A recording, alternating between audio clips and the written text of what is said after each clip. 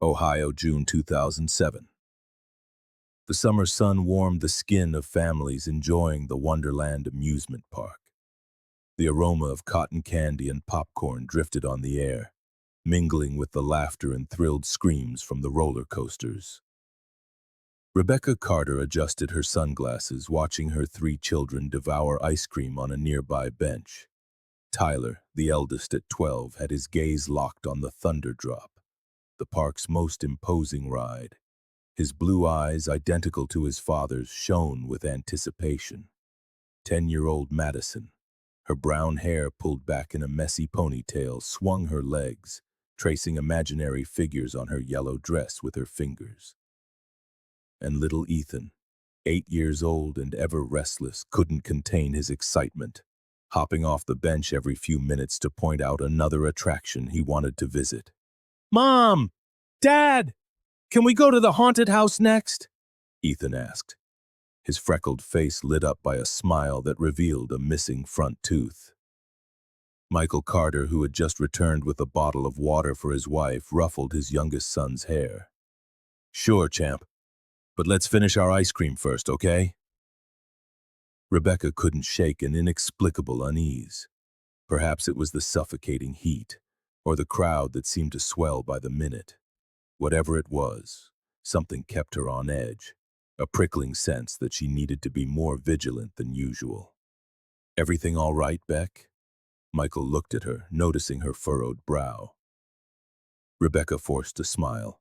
"Yes, just a little hot, that's all." The family continued their day, moving from ride to ride. The children shrieked with delight at every twist and turn, while Rebecca captured the moments with her digital camera. To any observer, they were just another happy family enjoying a day at the amusement park. At 3:42 p.m., everything changed. "Mom, I have to go to the bathroom," Madison announced, tugging on Rebecca's sleeve. Tyler stood up immediately. "Me too." "Me too," Ethan exclaimed, not wanting to be left behind. Rebecca glanced around, spotting the restrooms about 50 yards away. "Okay, I'll take you." "Mom!" Tyler protested with the preteen tone he had recently adopted. "We're not babies. We can go by ourselves. We'll be fine." Rebecca hesitated. The restrooms were in plain sight, and Tyler had always been responsible with his younger siblings. Michael gave her shoulder a gentle squeeze. "Let them go, Beck. We can see them from here."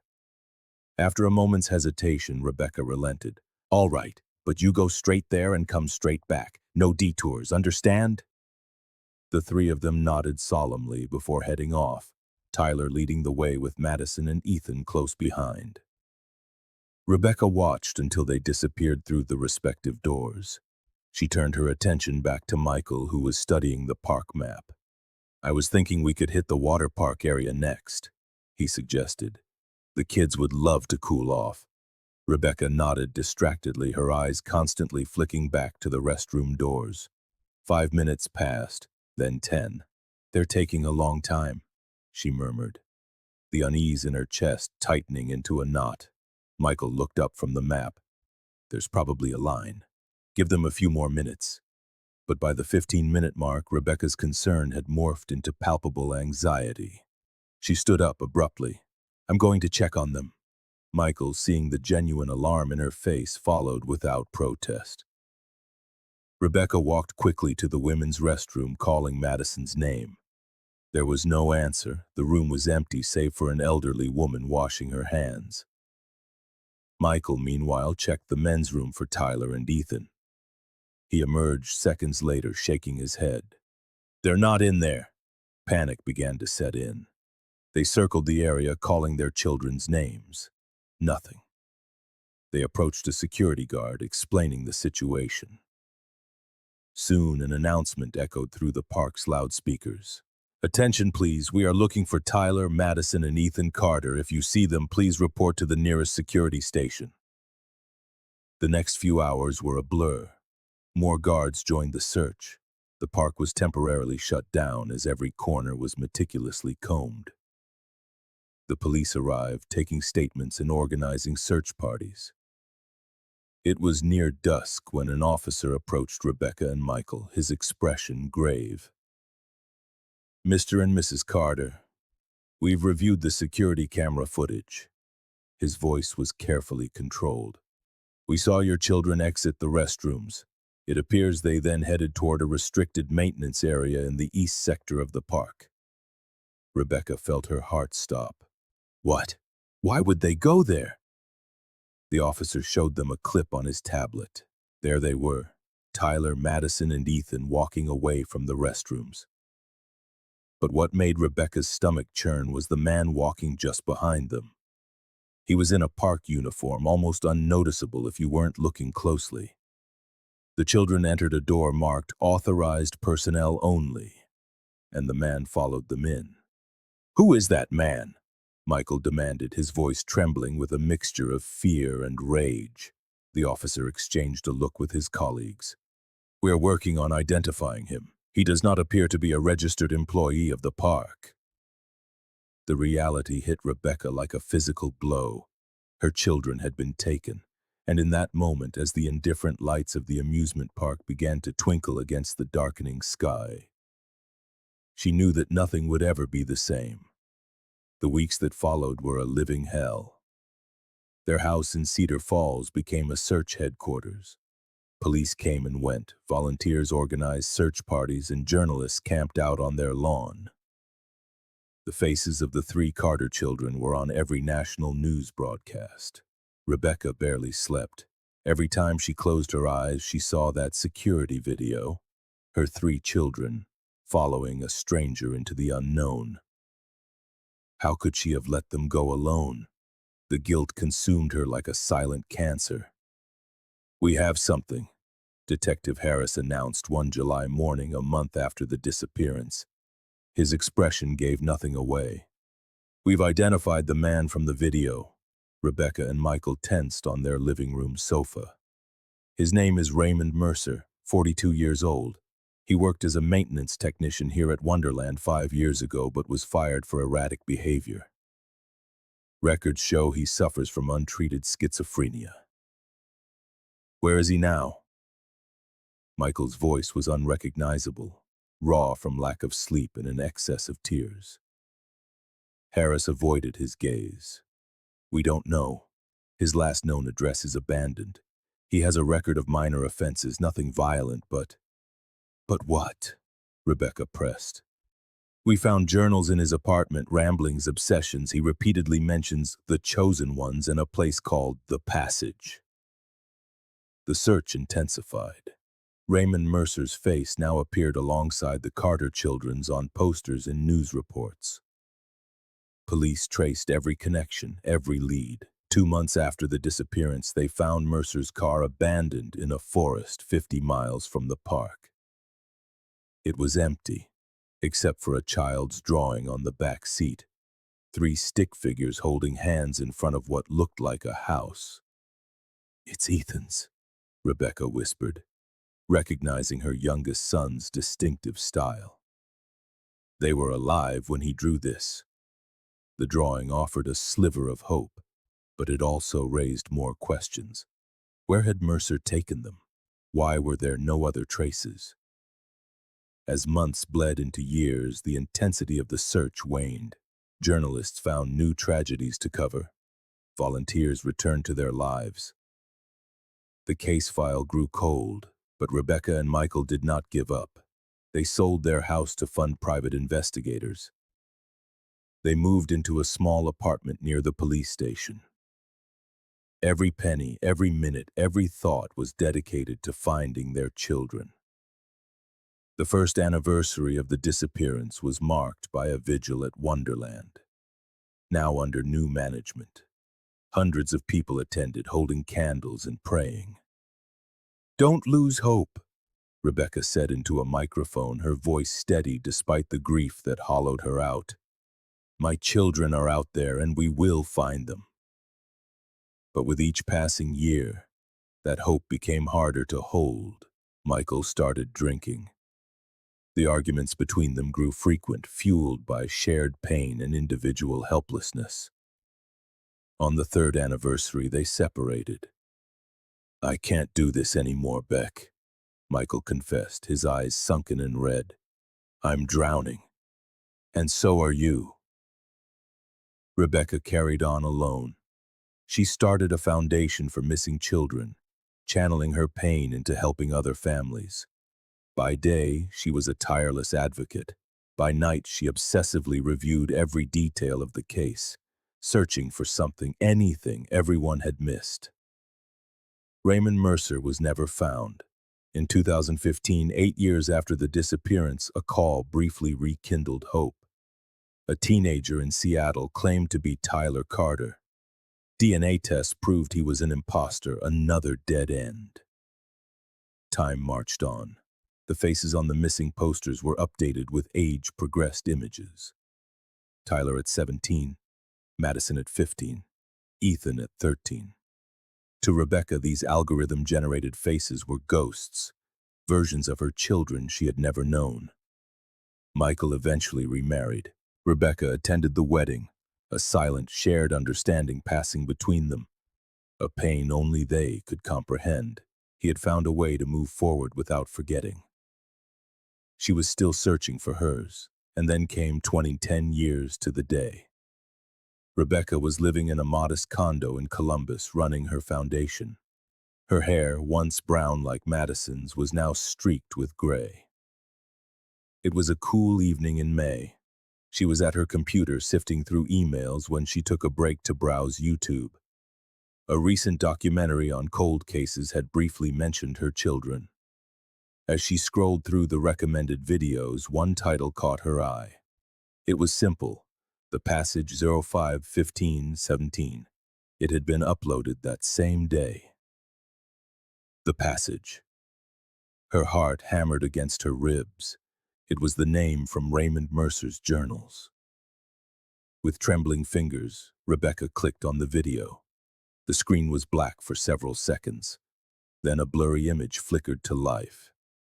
It was a confined, windowless space, perhaps underground, lit by a single buzzing fluorescent light.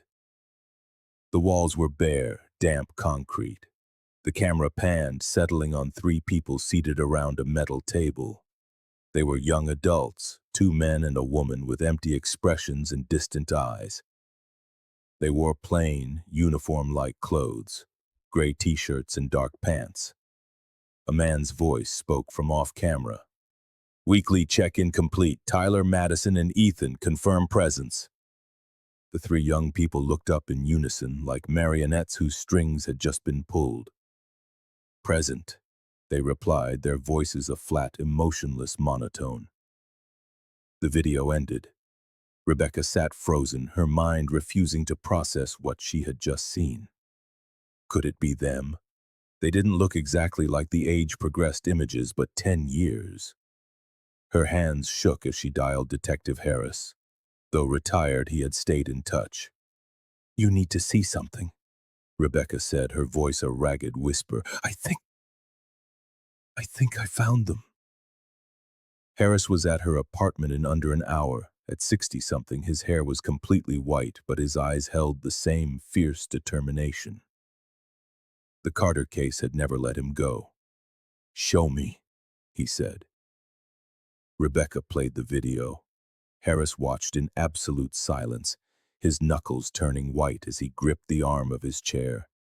"Do you think it's them?" Rebecca asked. Harris let out a long, slow breath. "We can't be sure from this alone. The faces aren't clear enough, and it's been 10 years. He paused. "But the names, and the passage, that's too specific to be a coincidence." Within hours, Rebecca's apartment had once again become an improvised command center. Harris called in favors. A retired forensic tech analyzed the video frame by frame.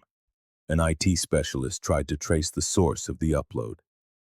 "The account was created just a few hours ago," the specialist reported late into the night.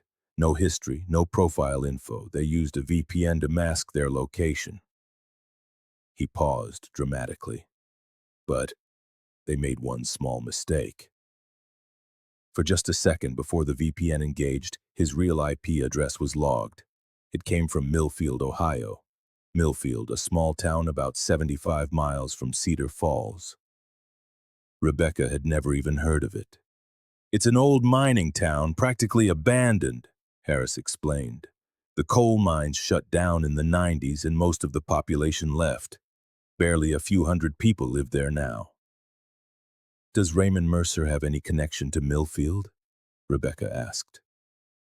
Harris shook his head. Not according to our records, but I'm digging deeper. In the meantime, we need to be cautious. If these really are your children, and someone has held them captive for 10 years, we're dealing with a person who is extremely dangerous and calculating. At dawn, Michael arrived from Cincinnati, where he now lived with his new wife. His face was a mixture of fearful hope and weary skepticism. I've seen too many false leads over the years, Beck, he said softly after watching the video. I don't want you to go through that again. This time is different, Rebecca insisted, her voice firm. I can feel it, Michael. It's them. Their conversation was cut short by the forensic specialist. I've got something, he announced, gesturing to his laptop. I enlarged and enhanced a segment of the video. There's a mark on the wrist of the boy they're calling Tyler. On the enhanced, though still grainy image, a crescent-shaped scar was clearly visible on the young man's right wrist. Tyler fell off his bike when he was 9, Rebecca whispered, her voice breaking. He cut himself on a piece of scrap metal. The scar never faded. Michael moved closer to the screen, his own eyes welling up. And Madison, look at the way she tilts her head. She always did that when she was nervous. By noon, a specialized police team was en route to Millfield. Rebecca and Michael insisted on accompanying them, despite Harris's objections. You're not leaving me out of this, Rebecca stated with an iron resolve. I've waited 10 years. I'm not waiting one more minute. Millfield was exactly as Harris had described it, a decaying ghost town. Abandoned houses stared out from behind broken windows, shuttered businesses wore faded signs, and the streets were deserted. The only sign of life was a gas station that doubled as a convenience store. The team stopped there first. The clerk, an old man with wary eyes, denied seeing anyone matching the description of Raymond Mercer or the youths from the video. But when asked about any unusual activity in the area, his demeanor subtly shifted. The old mine, he finally mumbled. A few years back, some group bought up the land around the east entrance, built some kind of compound out there. Say they're a self-sufficient community, religious or something. They keep to themselves. Nobody from town goes there, and they rarely come here. Harris exchanged a look with the tactical team leader. They were all thinking the same thing. Could the passage be a reference to a mine shaft? The compound was located about 3 miles from town at the end of a rough dirt road. From a distance, it looked innocent enough. Several cabins surrounding a larger central building, vegetable gardens, even a few farm animals. But the perimeter was fenced with barbed wire, and security cameras monitored every angle. This is no simple religious commune, Harris murmured. The plan was simple but risky. A small group, including 2 undercover officers, would approach openly, feigning interest in joining the community. Meanwhile, the rest of the team would take up strategic positions around the perimeter. Rebecca and Michael were instructed to remain in the vehicle parked at a safe distance. But as the group began to advance toward the main gate, Rebecca quietly opened the car door. "What are you doing?" Michael hissed, grabbing her arm. "I can't just sit here," Rebecca replied, pulling free. "Those are our children, Michael." Before he could stop her, she had slipped out of the vehicle, moving discreetly behind the approaching group. Cursing under his breath, Michael followed. At the gate, a man in his 50s emerged to greet them. He wore a pleasant smile, but his cold eyes were calculating, assessing the newcomers. "Welcome to the New Dawn community," he said, his voice smooth and melodic. "What brings you to our secluded home?"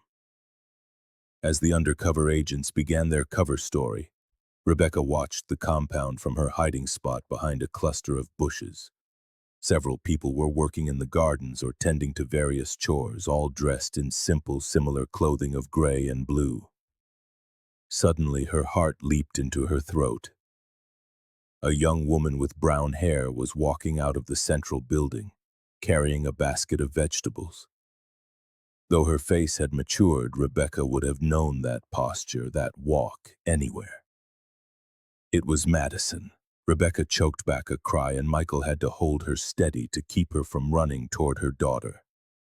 In that same moment, the young woman looked up as if she had sensed their presence. Their eyes met across the distance. For an instant, Madison's face was blank. Then, almost imperceptibly, her eyes widened. The basket tumbled from her hands. "Intruder!" someone shouted from inside the compound. The man at the gate tensed, his smile vanishing. Everything happened in a blur. Alarms began to blare. The tactical team emerged from their positions, identifying themselves as police and ordering everyone to stay put. Some community members complied, others scattered, running for the buildings. Amid the chaos, Rebecca saw the man who had greeted them grab Madison roughly by the arm, dragging her toward the main building. Without a thought, Rebecca broke from her cover and ran toward them. "Madison!" she screamed with all the force in her lungs. "Madison!" The young woman stopped, resisting the man's pull. She looked back at Rebecca, and this time, there was no doubt. Recognition flashed in her eyes. "Mom," she whispered so softly that Rebecca read the word on her lips more than heard it. The scene erupted into full-blown chaos. The pop of tranquilizer guns echoed in the air as the tactical team neutralized the more aggressive members. The man holding Madison crumpled to the ground, a dart protruding from his shoulder. Rebecca ran to her daughter, who stood frozen, caught between two worlds. Reaching her, Rebecca held out her trembling arms, half afraid Madison would vanish like she had in a decade of nightmares. "Madison," Rebecca whispered, tears blurring her vision. "It's me, sweetheart." "Mom." The young woman blinked several times, her face a mask of confusion and dawning recognition. She slowly raised a hand and touched Rebecca's face, her fingers tracing the lines that time and grief had carved there. "I looked for you," Madison murmured, her voice hoarse from disuse. "In my mind, every night." Rebecca wrapped her in an embrace, feeling the fragile but adult body of her daughter, so different from the 10-year-old girl she had lost. Madison tensed at first, then melted into the hug, silent sobs shaking her frame. Michael reached them, his own face streaked with tears. "Madison," was all he could manage before joining the embrace. An agent approached them urgently. "We need to get you to safety. The situation is not fully under control." Madison pulled away abruptly, panic in her eyes. "Tyler and Ethan," she cried out. "They're down below, in the passage." "Where, sweetheart?" Rebecca asked, holding her daughter's shoulders. "Where are your brothers?" Madison pointed toward the main building. "The entrance is hidden in the basement. There are tunnels. So many tunnels. It's a labyrinth." Harris and the tactical leader were listening intently. "How many people are down there?" Harris asked. "I don't know exactly," Madison answered, struggling to organize her thoughts. "Maybe 20. Some are like us. Others are guardians." "Guardians?" "The ones who watch us, the ones who teach us." A shiver ran through her. "He'll be with my brothers, the guide." "Raymond Mercer?" Michael asked, his voice tight. Madison frowned. "I don't know that name. We call him the guide. He says he saved us from the outside world, that he chose us to preserve purity." A hostage rescue team was quickly assembled. Madison, despite Rebecca and Michael's protests, insisted on going with them to guide them through the tunnels. "I know every corridor, every hiding place," she argued, with a determination that was painfully reminiscent of her mother's. "And Tyler and Ethan will trust me." They finally agreed on the condition that Madison wear a ballistic vest and remain behind the tactical team at all times. Rebecca and Michael were escorted to a secure perimeter to wait in agonizing anxiety. In the basement of the main building, a heavy bookshelf was moved aside to reveal a metal door with an electronic keypad. One of the captured community members, under persuasion from the authorities, provided the access code. The door buzzed open, revealing a tunnel lit by fluorescent lights, sloping gently downward. The air was cold and damp, with the faint smell of mildew and industrial disinfectant. "The dormitories are to the right after the second junction," Madison explained in a low voice as they advanced. "The common area is further ahead than the instruction rooms. The guide is usually in his office at the end of the main corridor." As they moved deeper into the subterranean complex, they passed several rooms: austere dorms with metal bunk beds, classrooms with desks arranged in circles, a communal dining hall, even a small library. Everything was meticulously organized and clean, creating an illusion of normalcy in a profoundly disturbing setting. Surprisingly, they met no initial resistance. The corridors were deserted, as if hastily evacuated. "Something's wrong," Madison murmured, tensing. "It's never this quiet." At that moment, the lights flickered and died, plunging the tunnel into absolute darkness. The team's tactical flashlights immediately flared to life, their beams casting ghostly shadows on the concrete walls. "Security protocol," Madison explained, her voice trembling. "The guide activates it when there's a threat. He knows these tunnels better than anyone." They proceeded with extreme caution, following Madison's directions. As they rounded a corner, they heard muffled voices from a nearby room. The tactical team took up positions and, on a silent signal, breached the door. It was a control room of sorts, with monitors displaying different sections of the complex. Three men immediately raised their hands as the team's weapons trained on them. They weren't fighters, they looked more like technicians or administrators. "Where is the guide?" the team leader demanded. One of the men, older than the others and wearing an expression of resignation, answered. "In the inner sanctum, with the final chosen." Madison gasped. "Tyler and Ethan. He means them." "Where is this place?" the agent pressed. "At the end of the north tunnel, past the purification chamber," the man replied. Then, with a strange look at Madison, he added, "The final transition has begun. You're too late." A chill ran through the group. Madison grabbed the nearest agent's arm. "We have to hurry. The final transition. It's something the guide talked about, when the chosen would be ready." "Ready for what?" the agent asked, dreading the answer. Madison's eyes filled with terror. "To leave this world." The team moved with renewed urgency, running through the corridors with Madison leading the way. The three captured men were cuffed and left under the watch of two agents. The north tunnel was narrower and more dimly lit than the others. The walls, unlike the polished concrete of the main complex, were raw, natural rock, a reminder of its origin as a coal mine. At the end of the tunnel, a set of double doors carved with abstract symbols blocked their path. A bluish light seeped from within, along with the sound of monotonous chanting. "That's him," Madison whispered, her face pale. "He's reciting the chant of transition." The team wasted no time. With a coordinated move, they breached the doors and entered what could only be described as a ceremonial chamber. Electric torches casting a blue glow illuminated the circular space. In the center, on a raised platform, stood a man in his 50s with graying hair and a neatly trimmed beard, holding a metal chalice aloft. At his feet, two young men knelt, their faces turned upward with reverent expressions. "Freeze!" the team leader shouted. "Police, Raymond Mercer, you're under arrest!" The man, clearly Mercer, though he had changed considerably in 10 years, slowly lowered the chalice, a serene smile on his face. You've arrived just in time to witness the culmination of our work, he said, his voice soft, almost hypnotic. After 10 years of preparation, my chosen ones are ready to transcend. The two young men remained motionless as if they hadn't registered the intrusion. Madison took a step forward. Tyler, Ethan, she called out softly. It's me, Madison. Our family is here for us.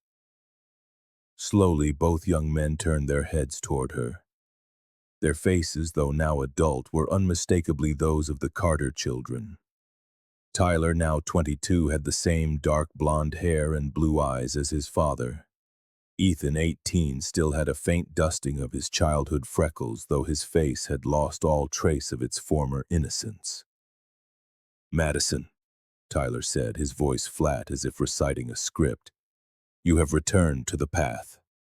No, she replied, edging closer as the agents held their weapons steady, trained on Mercer. I found the way back home, our real home, with Mom and Dad. A shadow of confusion passed over her brothers' faces. Mercer, noticing it, intervened sharply. Don't listen to her lies, he commanded, his voice losing its serene edge. She has been corrupted by the outside. Remember your training. Remember your purpose. What's in the chalice, Mercer? An agent demanded, his eyes fixed on the way the man clutched it protectively.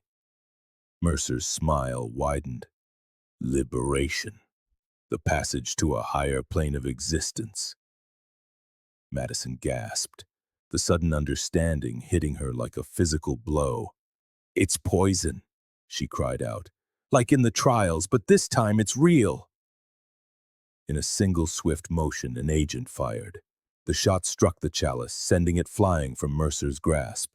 The liquid spilled across the stone floor, hissing softly as it made contact.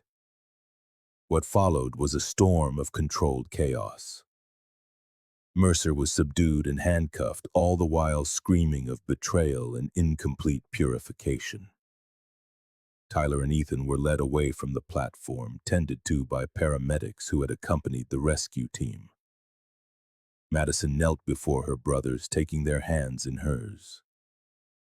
We're free, she told them, tears streaming down her face. We're going home.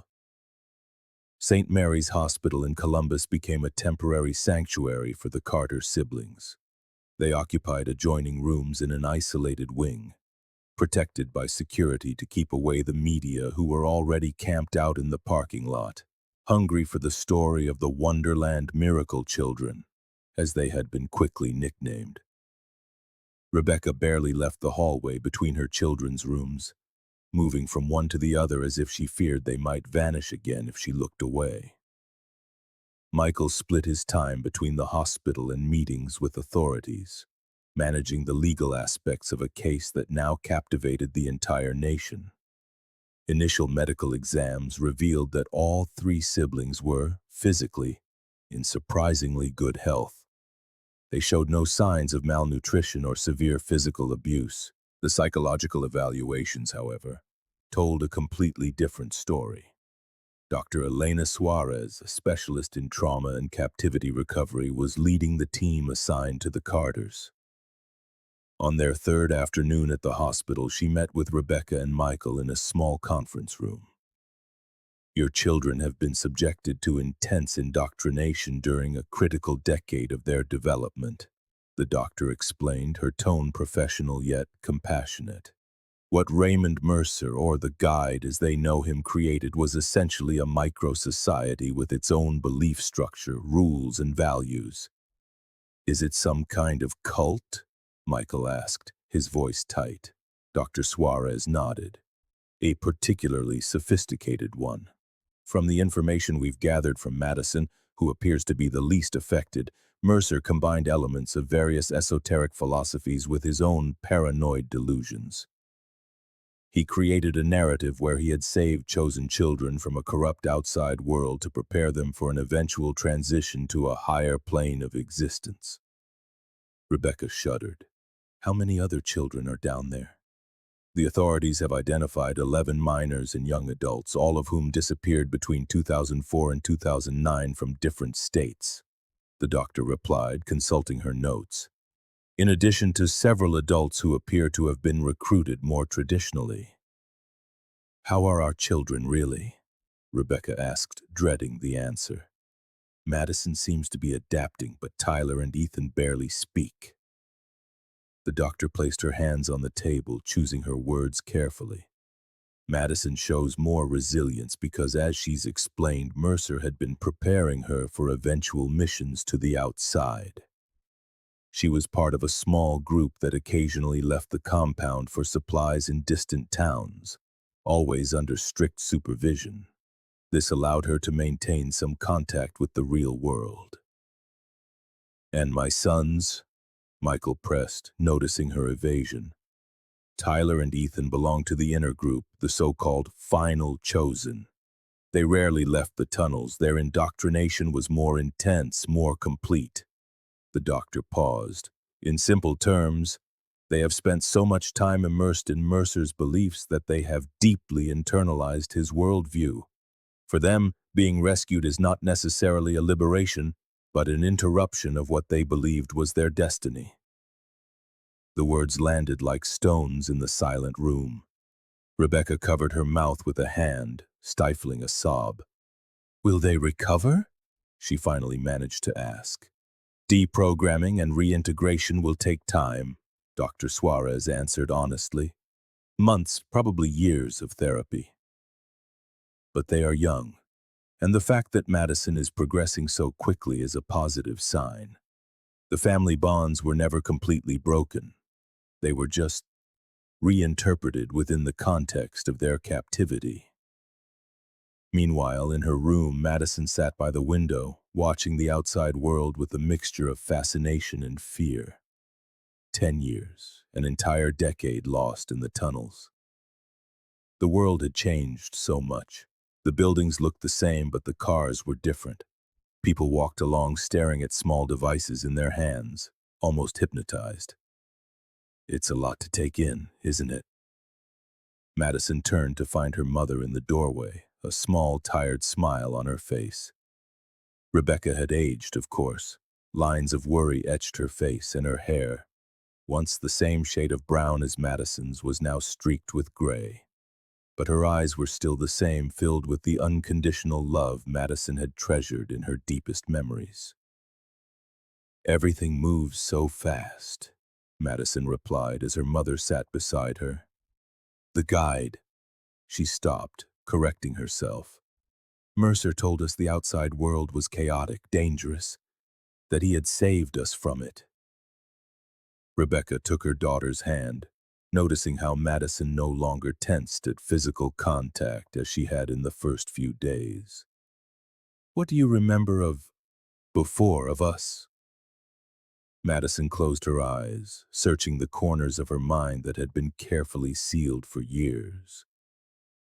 "At first, I remembered everything. Our house, my pink bedroom, the swing set in the backyard, how Dad taught me to ride my bike." She opened her eyes, the pain visible in them. "But he made us take these pills. He said they were to purify us, but I think they erased things. They made the memories blurry like dreams." "Do you know what he did? How he took you from the amusement park?" Madison nodded slowly. "He told us he was a security guard, that a little boy was lost in the maintenance area and he needed our help to find him." Tyler hesitated, but when Mercer mentioned the boy was about Ethan's age, he agreed to help. Her voice broke. "It was my fault. I was the one who insisted we should help." Rebecca pulled her into a firm hug. "No, sweetheart. Don't you ever think that. You were a child. He was an experienced predator." In the next room, Tyler sat in a meditative position on his bed, eyes closed, quietly murmuring what sounded like mantras learned during his captivity. The doctors had decided not to interrupt these rituals abruptly, allowing him a measure of continuity while they gradually introduced new stimuli and routines. Ethan, by contrast, had adopted an attitude of silent observation. He accepted medical exams without protest and answered questions with short, precise phrases. But he refused to initiate conversation or express any emotion. Of the three, the doctors considered his case the most worrying, as he had been the youngest at the time of the abduction, with fewer formed memories of his life before. On the evening of their 5th day in the hospital, the first significant breakthrough with Tyler occurred. Michael had brought an old family album, following the therapist's advice to gradually introduce tangible memories. Sitting beside his eldest son, he began to show him photographs. Tyler at 5 with his first bicycle, the 3 siblings on a beach during a family vacation, Tyler holding a newborn Ethan with an expression of brotherly pride. Tyler watched the images without expression until one particular photo caught his eye. It was of him at 9 years old, holding a trophy from a school chess tournament. His fingers gently touched the image. "Queen's Gambit," he murmured so softly Michael almost didn't hear him. "What did you say, son?" Tyler looked up, his eyes truly connecting with his father's for the first time since the rescue. "My favorite strategy, the Queen's Gambit. You taught it to me." Michael nodded, fighting back tears. "Yes, we used to practice every Sunday afternoon. I beat you sometimes," Tyler continued, his voice a little stronger. "More often than I'd like to admit," Michael replied with a shaky smile. A shadow of a smile crossed Tyler's face, then vanished. He closed the album abruptly. He said my memories were fabrications, implants to test my loyalty. "Who? Tyler? Mercer?" Tyler nodded, his expression turning grim again. "The guide taught us that our former lives were illusions, that our so-called parents were agents of chaos." Michael took a deep breath, controlling the rage he felt toward the man who had stolen his children's lives. "And now? What do you believe now, Tyler?" The young man looked again at the closed album, then out the window as if searching for answers on the horizon. "I don't know," he confessed finally. "Everything is confusing. It's like I have 2 lives in my head and I can't decide which one is real." It was a start, a small ray of light in the darkness Mercer had created. Meanwhile, federal prosecutors were building their case against Raymond Mercer and his collaborators. The charges were piling up: kidnapping, child abuse, psychological manipulation, attempted poisoning, and more. Investigators had found detailed journals in Mercer's office, documenting his social experiment over the last decade. The monster, it turned out, had been meticulous in documenting his own evil.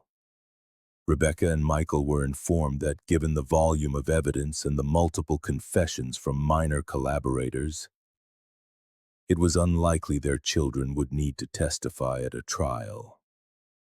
Mercer would almost certainly spend the rest of his life in prison without the possibility of parole. But while the justice system ran its course, the real battle for the Carter siblings was just beginning. The long, painful process of reclaiming their stolen identities and rebuilding the lives that had been interrupted a decade before. 3 months after the rescue, the Carter family settled into a new house on the outskirts of Columbus. It was a sprawling property surrounded by trees and set back from curious neighbors, providing the sanctuary they needed to begin their healing process. Michael had taken an extended leave of absence from his engineering job, temporarily moving from Cincinnati and leaving his new wife with the promise to sort things out once the situation stabilized. The house had been carefully prepared according to the therapist's recommendations. Open spaces to counteract the years of confinement in tunnels, large windows to maximize natural light, and 3 individual bedrooms decorated neutrally, allowing each sibling to personalize their space at their own pace.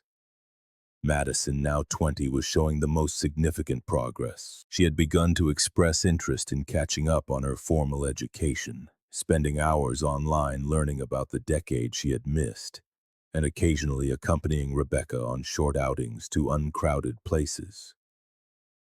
"What would you like to study eventually?" Rebecca asked one afternoon as they drove back from a bookstore, the back seat of the car filled with books Madison had eagerly selected. Madison considered the question, something that would have been unthinkable during her first weeks of freedom, when the simplest decisions paralyzed her. "Psychology, I think," she answered finally. "I want to understand what happened to us, how someone can change another person's mind so completely." Rebecca nodded, hiding her pain at this reminder of what her children had endured. "You'd be excellent at that," she said softly. "You are always so observant, even as a little girl." A fleeting smile crossed Madison's face. These small confirmations of her pre-captivity personality always seemed to comfort her, like pieces of a puzzle slowly reassembling her identity. Tyler, at 22, presented a more erratic pattern of recovery. He had good days when he would participate in family activities, share memories from his childhood, and even show interest in the outside world. But these were often followed by days of regression, when he would lock himself in his room, resume his meditation rituals, or speak in the abstract philosophical terms Mercer had taught them. "Duality is an illusion," he declared during a family dinner, abruptly interrupting a conversation about weekend plans. "The guide taught us that opposites are really part of a continuum. Good, evil, freedom, captivity, family, community. It's all the same from a higher perspective." Michael and Rebecca exchanged a look, having learned not to contradict these statements directly. Instead, Michael responded calmly, "That's an interesting perspective, Tyler. It reminds me of some Eastern philosophies I studied in college." This approach, suggested by the therapist, was meant to validate Tyler's thoughts without reinforcing Mercer's authority, gradually creating a separation between the ideas and their source. Tyler seemed to consider this. "You studied philosophy?" "Yeah, a couple of electives," Michael replied casually, though his heart was racing at this rare moment of genuine connection. "I always liked questioning the big ideas, looking for different perspectives." "I like to question things too," Tyler said slowly, as if discovering this truth about himself. He paused, catching the old name on his lips. Mercer didn't appreciate that. He said doubt was poison to the spirit. "And what do you think?" Rebecca asked gently.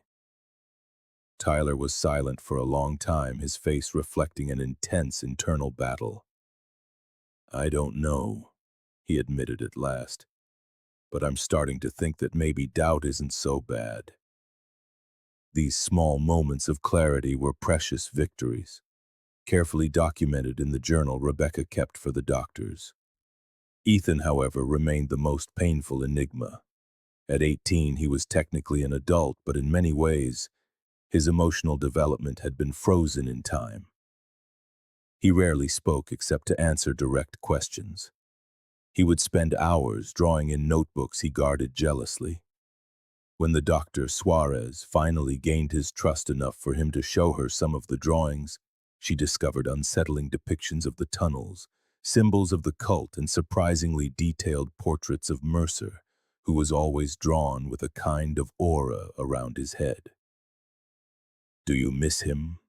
the doctor dared to ask during one session. For the first time, Ethan looked directly at her. "He was all I knew," he answered simply, his voice barely a whisper. "For 10 years, he was my entire world." This emotional dependence on his captor was precisely what worried the medical team the most, while Madison and Tyler were showing signs of breaking free from the indoctrination. Ethan seemed trapped in a kind of limbo, unable to completely repudiate Mercer's teachings, yet not actively resisting his new life either. One Sunday afternoon, about 4 months after the rescue, an incident occurred that shook the entire family. Rebecca had gone into Ethan's bedroom to drop off clean laundry and found him unconscious on the floor.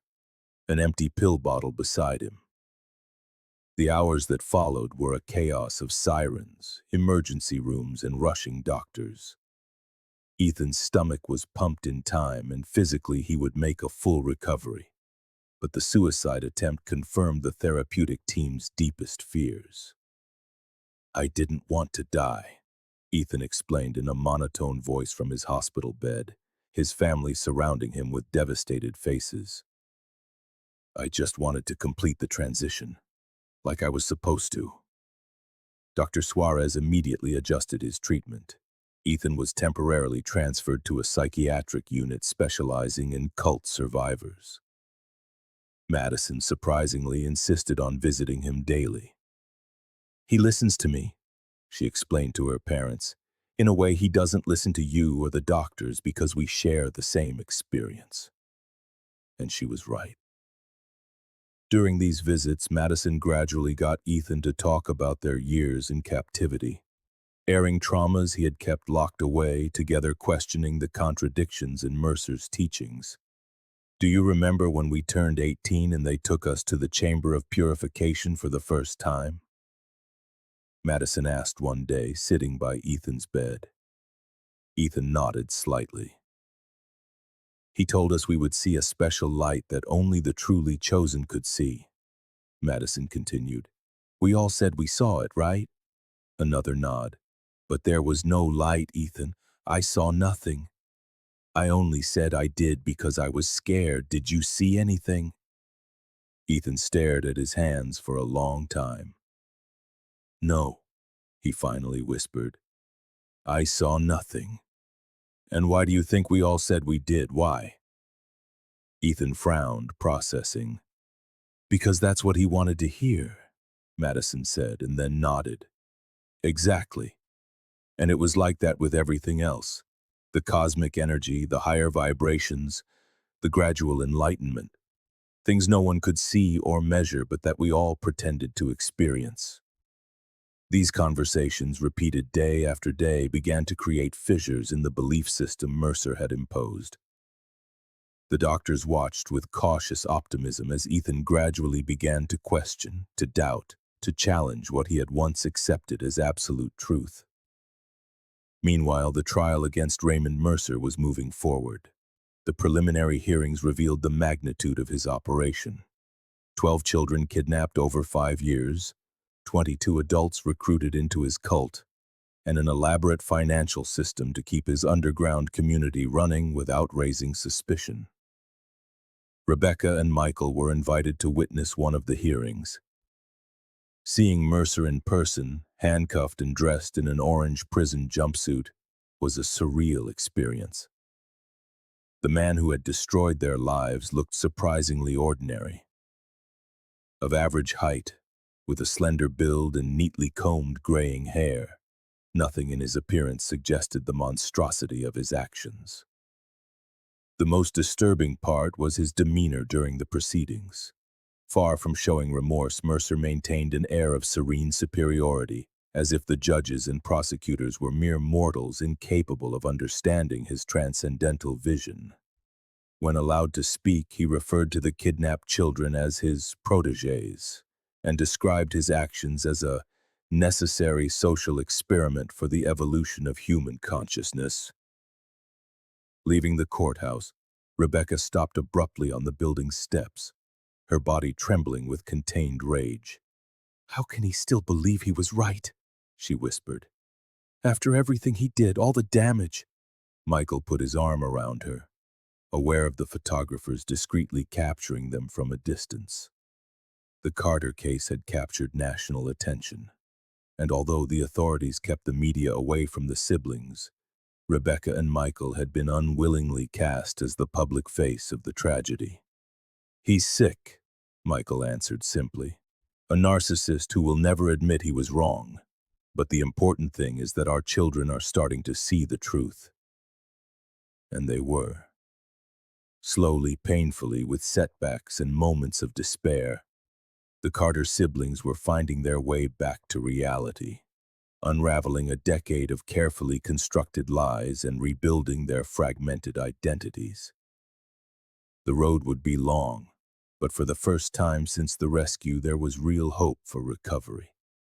A year after the rescue, the Carter house was celebrating a significant milestone.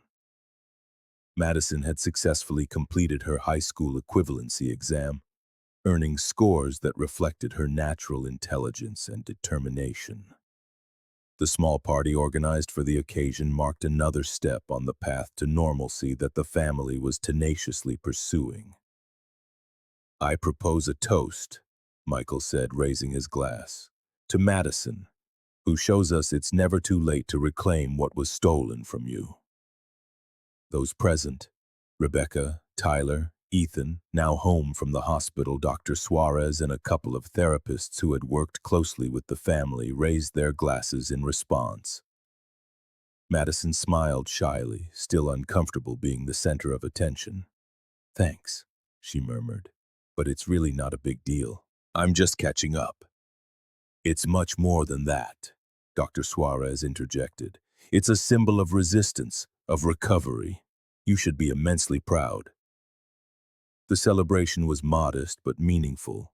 For a family whose lives had been defined by tragedy for so long, every moment of normal joy felt like a small victory against Raymond Mercer and everything he represented. Later that night, Rebecca found Madison sitting on the back porch, gazing at the stars with a thoughtful expression. "Everything okay?" she asked, sitting beside her daughter on the swing. Madison nodded. "I was just thinking how strange it all is. Sometimes I wake up and for a second I think I'm back in the tunnel, that all of this," she gestured to the house, the yard, the starry sky, "is just a dream." Rebecca took her hand. "I understand. After you all disappeared, I had the same problem. I'd wake up thinking I'd find you in your rooms, that it had all been a nightmare."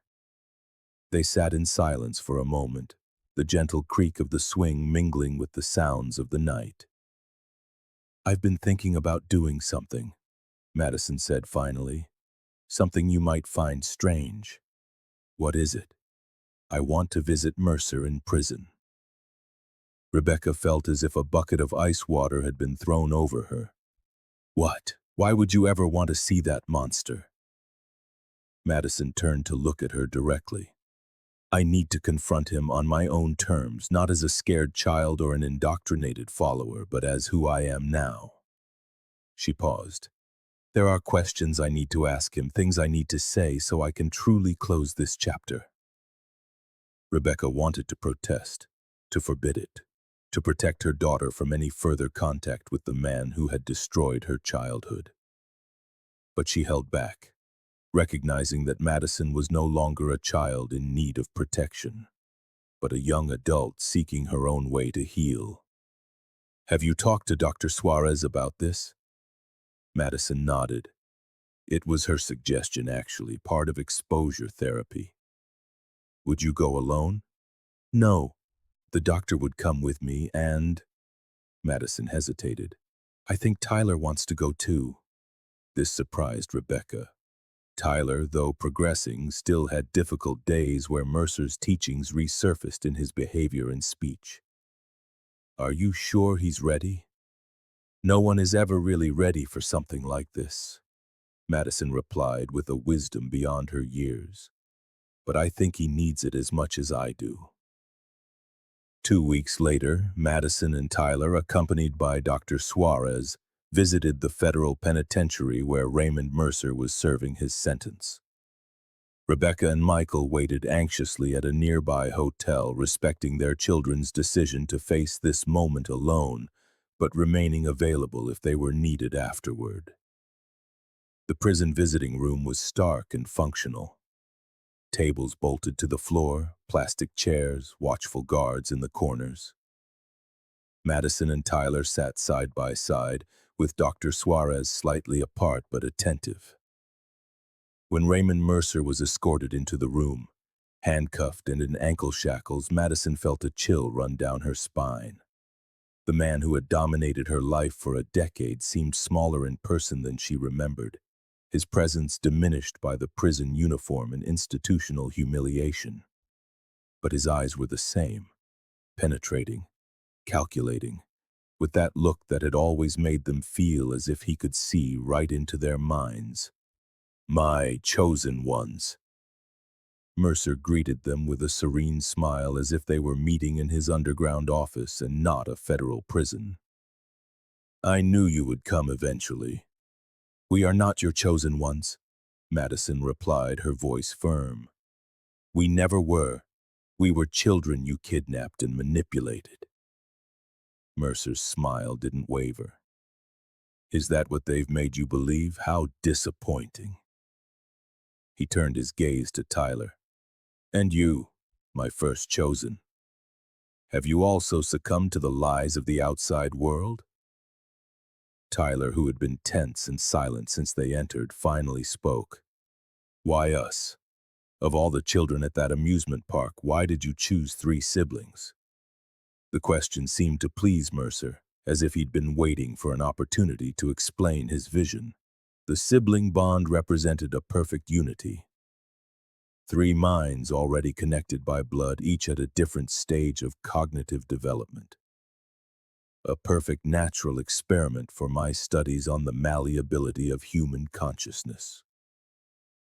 Experiment? Madison's voice trembled with indignation. Is that all we were to you? Test subjects? You are much more, Mercer replied, leaning forward as much as his restraints would allow. You are my greatest achievements, especially you, Tyler.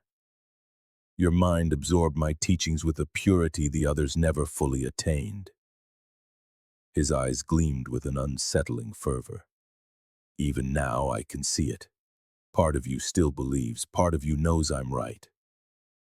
Tyler visibly paled, his hands clenching into fists on the table.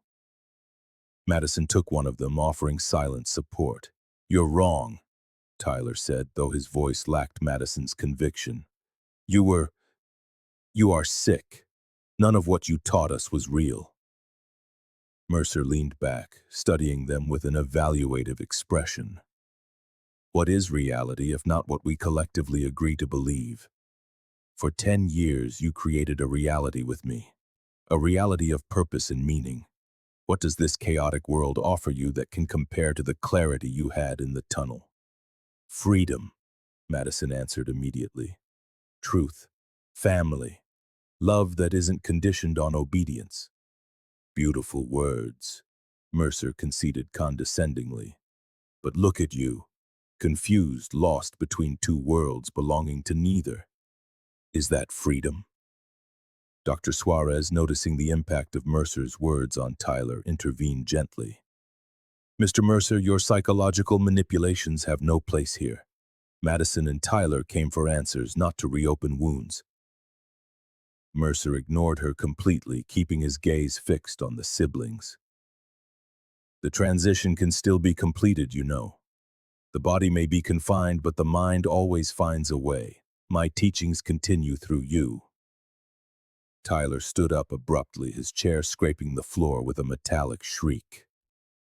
For a moment, Madison feared he would attack Mercer or have a breakdown. Instead, he took a deep breath, squared his shoulders, and looked directly into the eyes of the man who had stolen his childhood. You're wrong, he said, his voice clear and firm this time. There is nothing of you in me. You're not my guide or my teacher or anything to me. You're just a pathetic man who needed to control children to feel powerful. Mercer's mask of serenity cracked for a moment, a flash of rage crossing his face before he regained his composure. Time will tell who is wrong, Tyler. Remember the 6th principle. Truth reemerges even from the ashes of denial.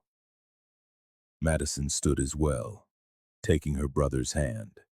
Let's go, Tyler. We got what we came for. As they turned to leave, Mercer called after them. And Ethan, why didn't my final chosen one come? Are you afraid his loyalty is still mine? Madison stopped, turning back one last time to the man who had been her captor.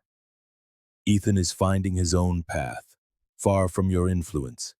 He doesn't belong to you. None of us do. Not anymore. On the way back to the hotel, Tyler was mostly silent, processing the encounter. It was only when they were about to arrive that he finally spoke. "You were right," he said to Madison. "I needed to see him like that, diminished, human, pathetic." He paused. For all those years in my mind, he was almost supernatural. Like he could really see inside us, control our thoughts. Madison nodded, understanding perfectly. The power we gave him was the power of fear and ignorance. He doesn't have that power over us anymore. That night, gathered in the hotel room with their parents, Madison and Tyler recounted their experience. Rebecca and Michael listened intently, containing their own emotions to provide the space their children needed to process this important step. "Do you think it helped?" Rebecca finally asked, once they had finished their story. Tyler nodded slowly. "I think so. Seeing Mercer like that, it made me realize how much of his power only existed in my mind." He looked at his parents, then at his sister. "I want to heal. I really want to put this all behind me." They were the words Rebecca and Michael had waited so long to hear. Not a promise of instant recovery, but a genuine commitment to the process. An acknowledgement that the road ahead, though difficult, was the only one worth taking. That night, for the first time since the rescue, the four of them had dinner together at the hotel restaurant, almost like a normal family enjoying an evening out. Almost. Ethan remained a painful absence in these moments of progress, though physically present in their lives after his hospital treatment. He remained emotionally distant, as if an essential part of him had been left behind in those dark tunnels. His recovery would be slower, more complicated, perhaps never entirely complete. But for this one night, they allowed hope to bloom.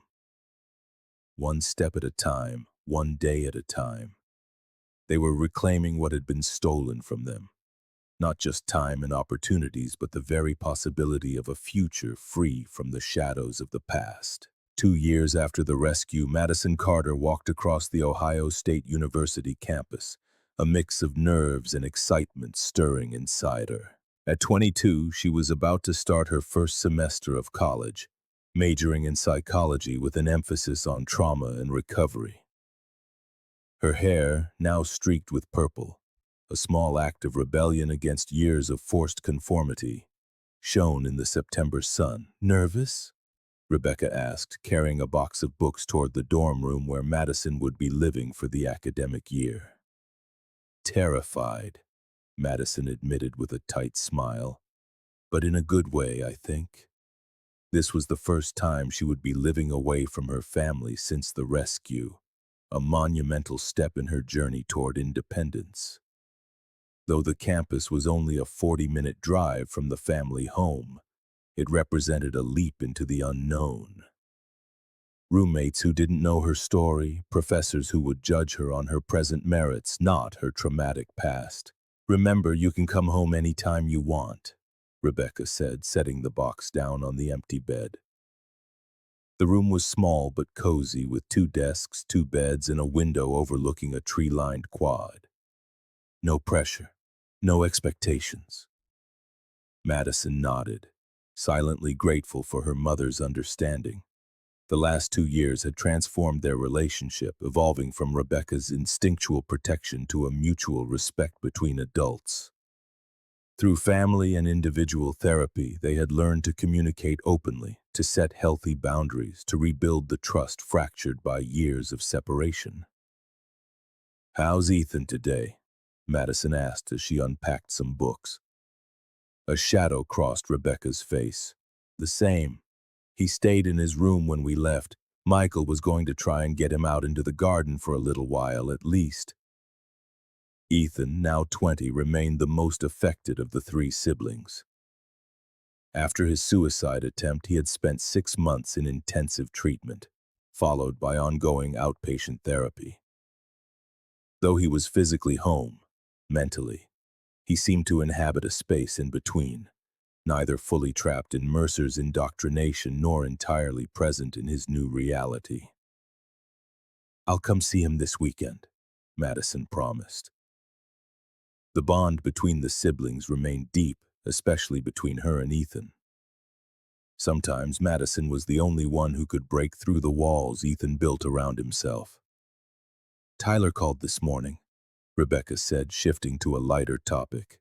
His job interview in Cincinnati went well. He thinks he has a good shot. Tyler, now 24, had undergone his own gradual transformation.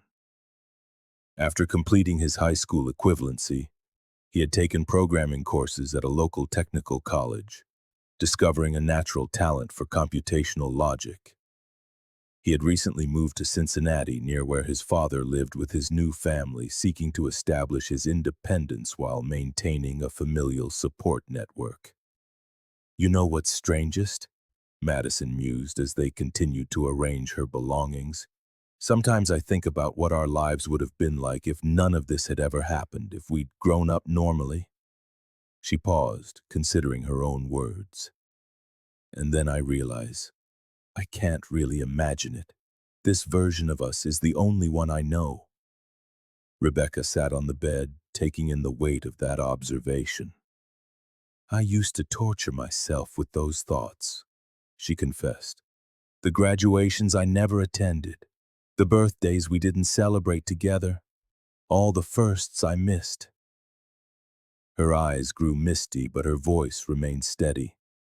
But Dr. Suarez helped me understand that clinging to the life we could have had was only stopping me from valuing the life we are building now.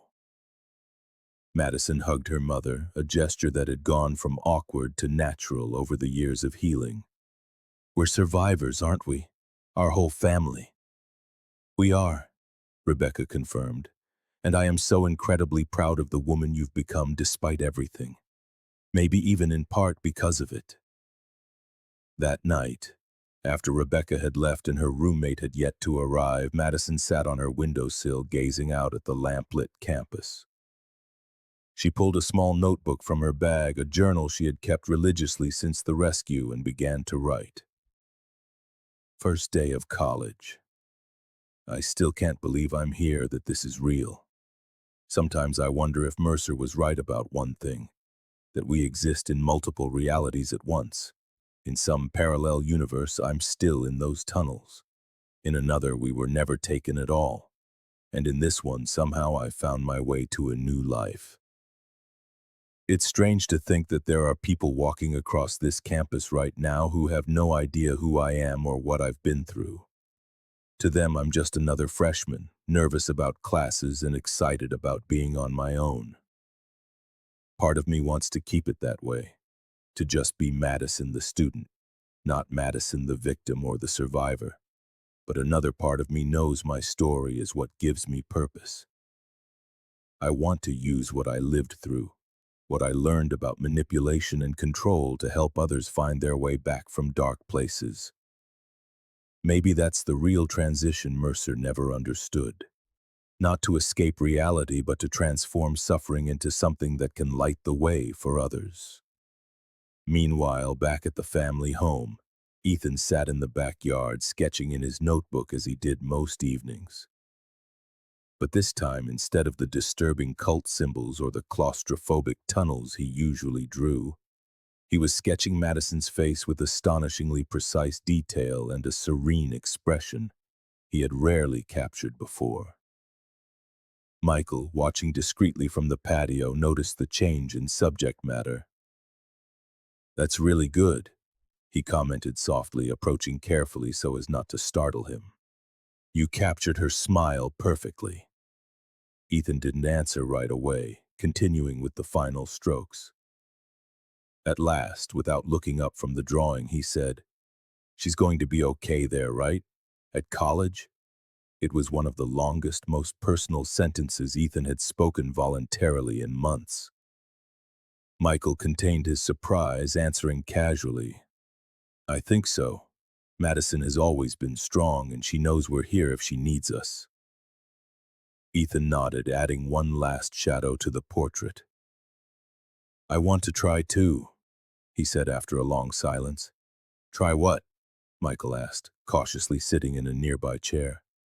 "To study. Maybe art." Ethan gestured toward his notebook. "The therapist says I have a talent." Michael fought to keep his voice steady despite the emotion swelling in his chest. This small moment, this expression of interest in the future was a monumental breakthrough for Ethan. I think that's an excellent idea. We could look into some programs, see what the options are. For the first time in what felt like an eternity, Ethan's lips curved into something close to a smile. I'd like that. That same night, thousands of miles away in a maximum security solitary confinement cell, Raymond Mercer sat on the edge of his cot, writing meticulously in a notebook the guards had allowed him as part of his therapy. His privileges were extremely limited, his communications monitored, his human contact restricted to medical staff and prison guards. But in his mind, Mercer was still the guide. His mission merely paused, not over. In the notebook, he drafted new theories, refined his philosophies, and planned the next phase of his great work. The reality of his situation, that he would spend the rest of his life in prison, that his cult had been dismantled, that his chosen ones were reclaiming their lives far from his influence, failed to penetrate the bubble of megalomania he had built around himself. What Mercer didn't know, what he would never comprehend, was that while he clung to fantasies of greatness in his isolated cell, the true protagonists of this story were writing a different ending than the one he had planned. Madison, beginning her college education, determined to turn her trauma into a vocation of helping. Tyler, building a career in technology, finding solace in a world of logic and order that he himself could control and understand. Ethan, taking his first tentative steps toward artistic expression, channeling his experiences into images that were beginning to show light where before there was only darkness. And Rebecca and Michael, redefining their relationship as co-parents and friends, bound by a bond forged in adversity that not even divorce could break. All of them, damaged but not broken, were moving forward day by day toward a future that had once seemed impossible.